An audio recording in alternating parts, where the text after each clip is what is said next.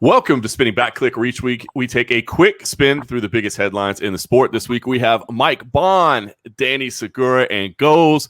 So let's not waste any time, guys. Let's just jump right into it. Gentlemen, this past week we saw Rob Font announce himself as a contender in the UFC's bantamweight division with a solid decision win over Cody Garbrandt. Now, Font knows he's got to be patient to figure out what's his next move, but the real question everybody seems to have is what's next for Cody Garbrandt? He's now 1-4 in his past 5 fights. Though he did show some durability in this contest, the chin that we were worried about, it kind of stood up through this. But where does it go from here? What's the next move for Cody Garbrandt? And is there a way for him to get back to the title moving forward? Let's put 2 minutes on the clock. Mike, let's start with you. You talked about that 135 title. I don't know if there's a path back to that that's very clear for him right now. That division, we just talked about how deep bantamweight is, how amazing it is, how many guys there is really coming up through the ranks that are seeming championship worthy. So for Cody Garbrandt at 135, it's going to get really, really tricky for him. But we can't forget, he was scheduled to fight for the 125 belt back in November before his whole COVID issue came up. He was pulled out of the fight and all that stuff. So I think maybe he looks back at that drop down to 125. There's not a very clear number one contender after Davidson Figueiredo and Brandon Moreno have their rematch next month. So I think maybe if you're Cody and you're determined on getting that UFC title back or a UFC title back, maybe you look at dropping to 125. What do you think, Danny? Yeah, this is a tough one. I think 125 is a good option as far as reinventing the career. Obviously, he'd be probably the biggest name in that division if he were to drop down. But I am skeptical on how he would do performance-wise at 125 pounds. So I'm kind of curious to see if he goes and tries it. But at the same time, I wouldn't hate it if he just stays at 135. I do think there is a path back to the title. It might take a little bit longer, but he's young. He's very young, so he's got plenty of time. So I think it's just about rebuilding. And I know the Font loss was a bit tough, but look, Font has looked amazing as of late, and there was some good positives. Like we saw a Cody Garbrandt that's been criticized for his lack of chin, and he was able to take some good shots over the course of 5 rounds. Also, he mixed in with his wrestling, something we didn't see a lot before, and that's pretty good as well. We're seeing some evolution in his game. I wonder how much COVID and his issues post-COVID infection took a toll on his body, because we clearly saw a guy that was gassing out, and that's never been a problem for Cody Garbrandt. So interesting stuff there. I just want to see him one more time at 135 pounds, full camp. Let's get that COVID thing out of the way and see how he looks. But overall, I think, 125 or 135 options for him, but I don't want to close the book on him at 135 pounds just yet. Yeah, interesting. Could reinvent himself at flyweight. I think he could reinvent his style a little bit too, right? The wrestling seemed to be looking really good for him. So maybe he doesn't have to try to rely on that quick hand speed and power every time. We'll see what's next for Cody Garbrandt. I think he's going to soldier on.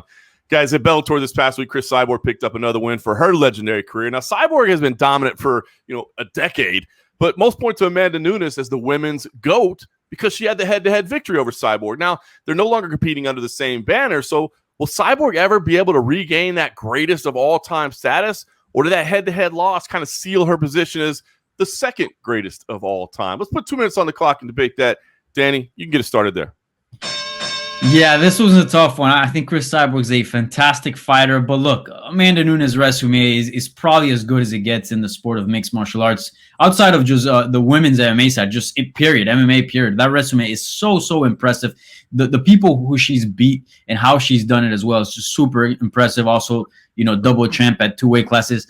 I think a lot of it is just kind of situational, right? Like Cyborg was just too big to make 135 pounds. If she were just a bit smaller in stature and would have competed at 135 pounds and gotten the same opportunities, maybe the conversation would be different, but you just can't beat that resume that Amanda Nunes has. So greatest of all time? No, Amanda Nunes has that. Greatest featherweight of all time? Yes, Cyborg still obviously owns that, as you mentioned, John, dominant for over a decade. So tough one, but the GOAT in women's MMA, that's the title for Amanda Nunes. What do you think, Ghost?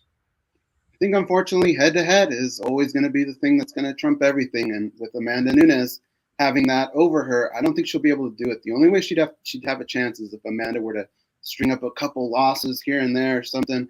Maybe she can overtake her with volume. But I think what Cyborg needs to concentrate on is maybe just that pioneer role, the place that she had in women's MMA.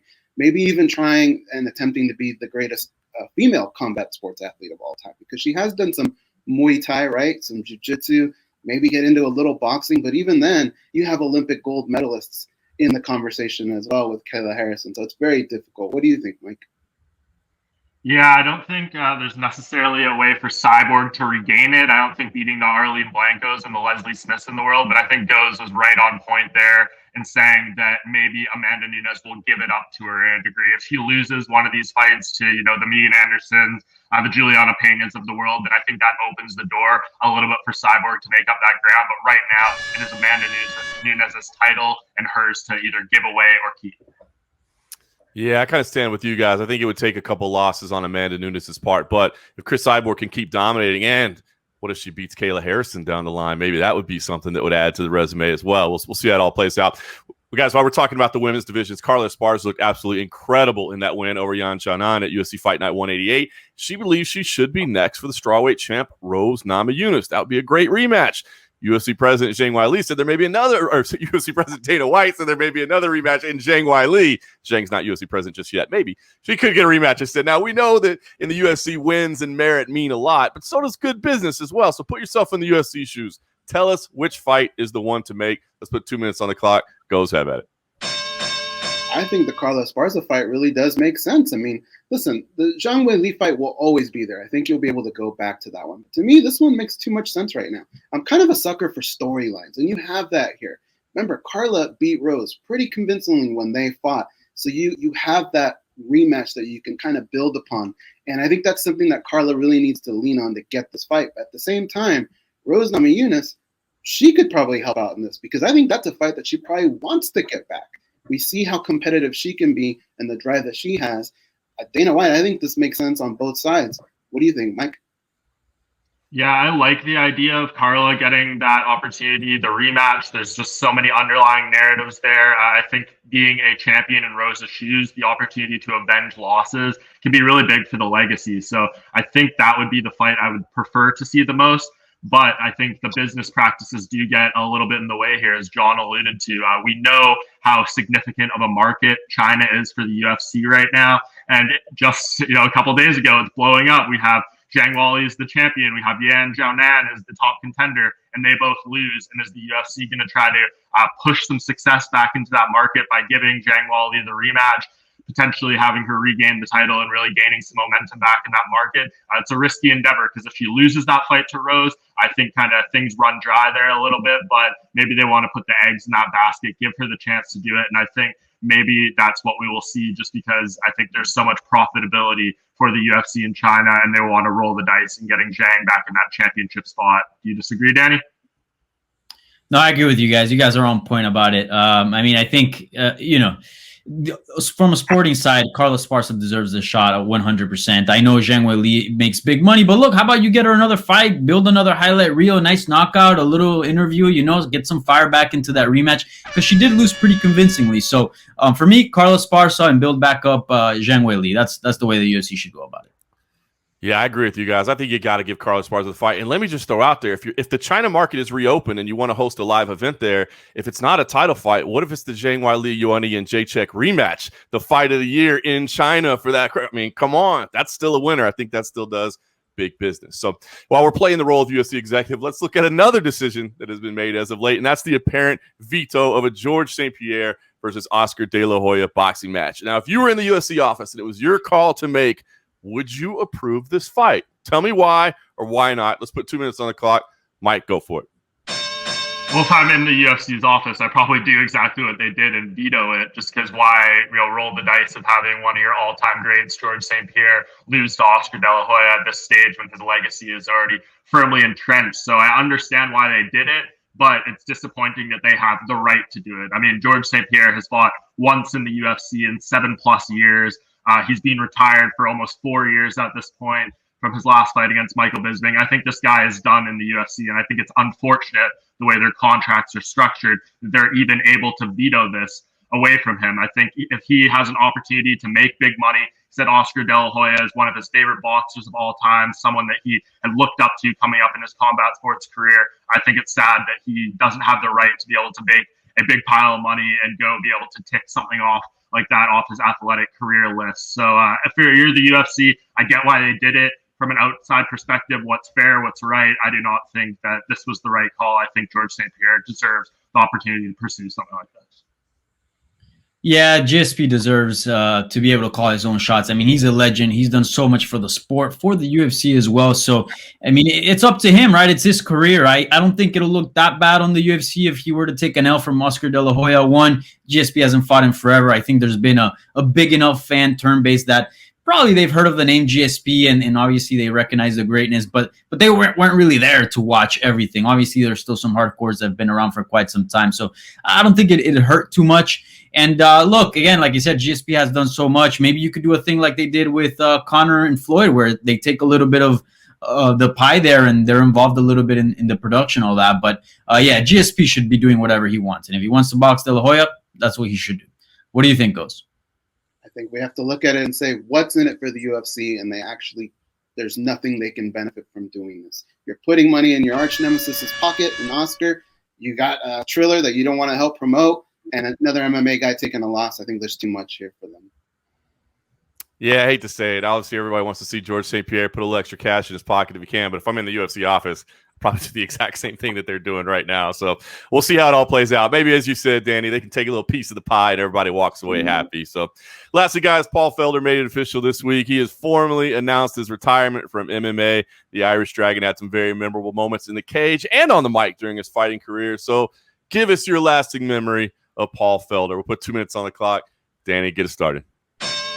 You know, we often hear in mixed martial arts, matchups make, styles make fights. You just hear that over and over and over. And Paul Felder has been one of the very few fighters that come around every so often that is elite, but at the same time just matches up extremely well with everyone in the division. I mean, he's a nightmare matchup for everyone and also a fun matchup. There isn't a boring Paul Felder fight. Every single matchup that you can put him in, it'll be fun and exciting. So a few guys like that, like Edson Barbosa and a few others have come along the way that have been elite and also are just super exciting fighters. So that's always a lasting memory that's going to stick around. And look, he gave us great memories, and now he's giving us great memories with his commentary. So all around, a great fighter to watch. Sad to see him go. I do feel like he's got a little bit left in the tank, but like he said, it's always better a touch early than a touch too late. So congrats, Paul Felder, on a great career. Yeah, definitely. Congrats, Paul Felder. I mean, think about your legacy, your mark that you've made in the sport, and kind of the blueprint that you've set for other fighters, for them to come along and not just focus on their fighting career, but actually have something to show for afterwards. I think it's a great time for him to do this. He's always had the talent to be big in the sport, but when you lose a drive, like you said, it could be very dangerous in the sport. For me, my greatest memory was his knockout of Danny Castillo, a tough fighter there, but boy, did he make a statement. Big 3-0. What do you think, Mike Bond? I think you guys summed it up perfectly in terms of what Paul Felder meant inside the cage. I think outside, one of the best guys in the game and one of the most generous with his time. I remember when I was covering the UFC event in Washington, D.C. a few years ago, Paul Felder had flown out to Auckland, New Zealand to do a face-off and some media with Dan Hooker, and then literally was there for one day, flew to Washington, no sleep, and was doing some work there on the broadcast. And even though he was insanely jet lagged, no sleep, all that stuff, he took the time to come talk to us, do some interviews. And I think that perfectly sums up, besides the fighter himself, the man, what type of guy Paul Felder is, how generous he was with his time. And I think that's something that'll always stick with me on top of the great fights.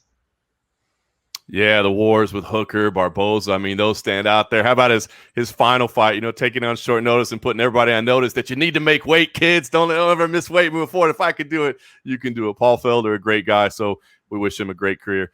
Guys, this weekend, it's a rare one. No UFC, no Bellator, but you know what you got to do. You got to tune into CFFC 96 and 97. That's really the big fights of the weekend. Don't miss that on UFC Fight Pass. There's lots of other stuff happening in MMA. We'll talk about it all next week on Spinning Back.